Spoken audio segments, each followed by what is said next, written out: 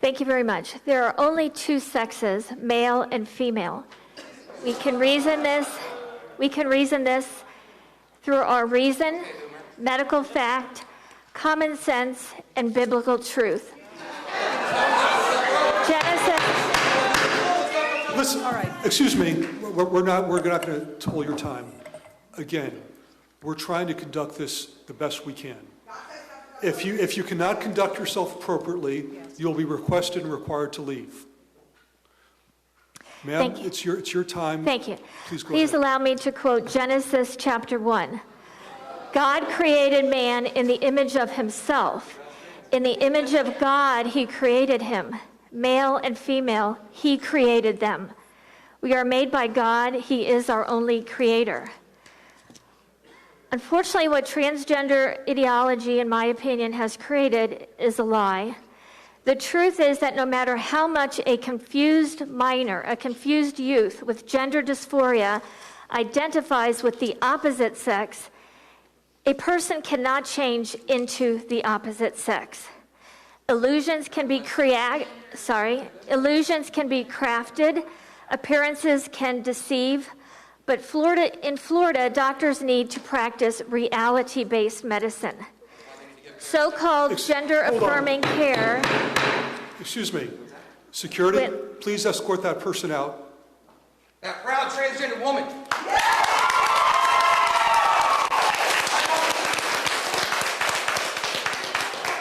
This is not how we conduct business in a civilized society. Please go ahead. So-called gender-affirming care with social transitioning, puberty blockers, cross-sex hormones, and mutilating surgeries are not authentic health care. They cause harm, some of which is irreversible, to our minors, and thus need to be prohibited from the practice of medicine in Florida. Do no harm, our Hippocratic oath serves us well as we continue to follow it. The children of Florida need and deserve your protection against all forms of child abuse, including those under the guise of medical practice. So-called gender-affirming care is medicalized child abuse, whether it's intentional or unintentional, whether it's realized or not. So-called sex reassignment surgeries are unjustifiable, unnecessary. The natural course of gender expression for 85% more of children will be to align with their biological sex. They need to go through puberty, not have their puberty blocked. They need to be able to develop normally.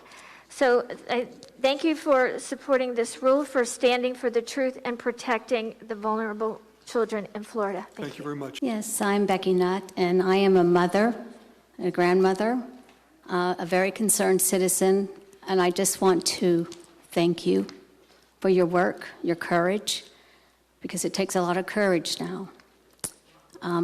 I am very concerned for our children and what they have to grow up in now.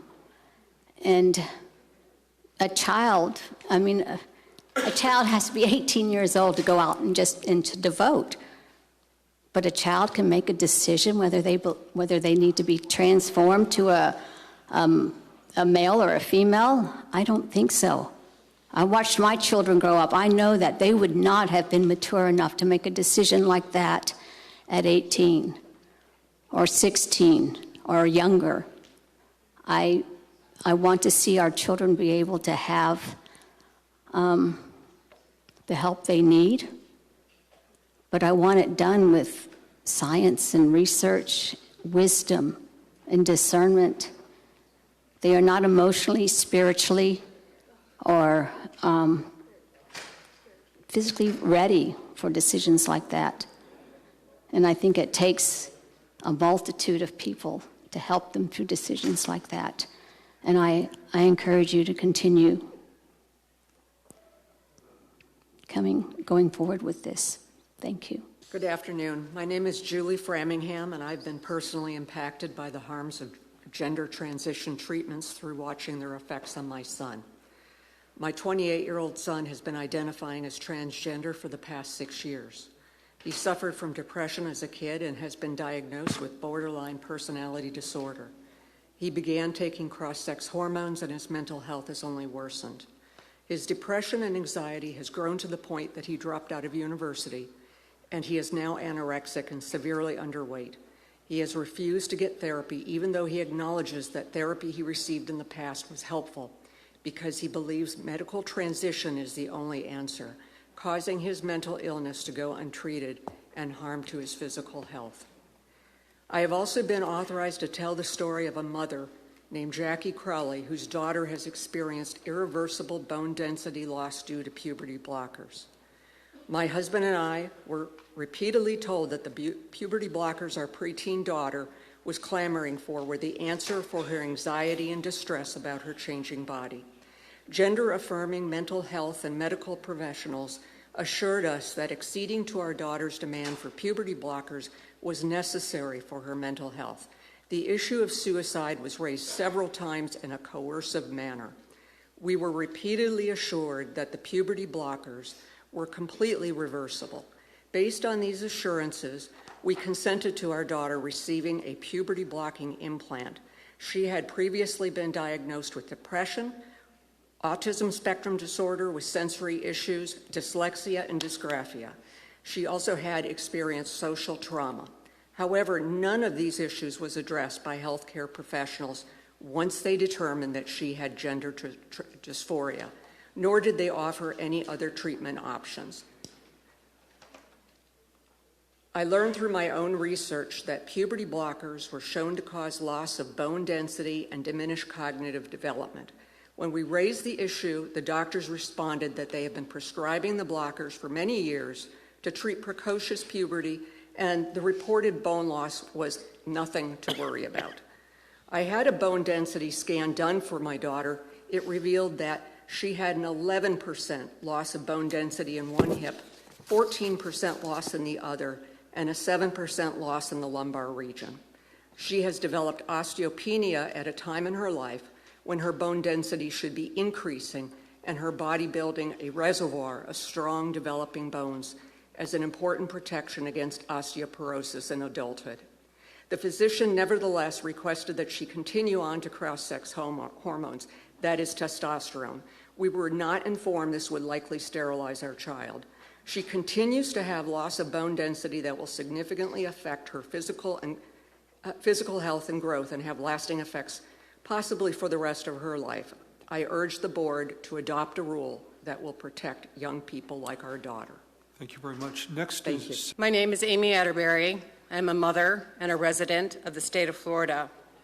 I feel like I have told my daughter's story 1,000 times, but I will tell her story again today to help validate the need for compassionate care for children who are confused about their biological sex. My daughter was 14 when she first identified as being male.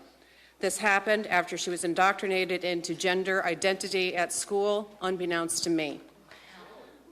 I later discovered that she was visiting websites like YouTube and Tumblr, which only furthered her false belief that she could transition into a male. At age 16, a pediatric endocrinologist taught my daughter to inject herself with testosterone without my consent. At age 17, doctors performed a double mastectomy and a radical hysterectomy on my daughter without my consent. She was able to change her name and gender in court at age 17, even though she was not emancipated. Her mental health diagnoses were documented in her medical records, yet doctors chose to poison, sterilize, and mutilate my daughter before she turned 18. More surgeries followed, and more surgeries are planned. My daughter was a happy, healthy child with a seemingly bright future. Her health and happiness were stolen by medical and mental health professionals who should have known better. The trajectory of her life has been permanently altered and not for the better. She is not happy, she is not well, she is not thriving, and she's not living her best life. I think it is important not to place blame on parents of transgender identifying children, regardless of whether parents affirm their children's transgender identity or fight against it. To be clear, I did everything in my power to stop doctors from harming my daughter. However, I understand why terrified parents may choose to trust that affirmative care is the only viable option when they are asked questions like, would you rather have a dead daughter or a son, or vice versa?